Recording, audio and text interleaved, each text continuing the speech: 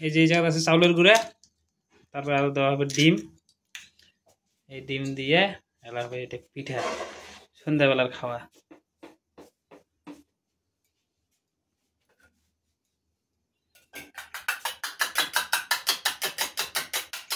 এইখানে দাও, এইখানে দাও, এই জায়গা দাও। হ্যাঁ অত দিলে কাঁচা লাগবে না।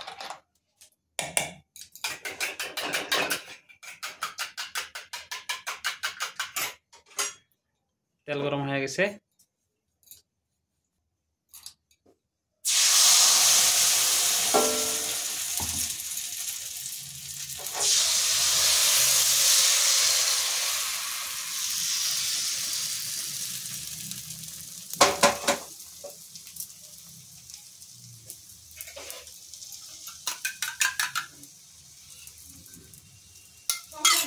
অল্প একটু পেঁয়াজ মরিচ দিলে মজা লাগতো না?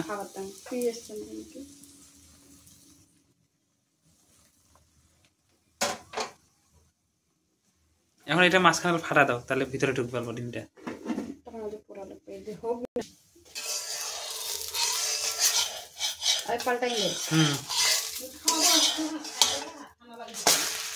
Wow, very good shot. Finally হয়ে গেল। এই যে দেখো নামাবে, টেস্টি খানা। ওয়াও, মানে পুরোটাই ডিম।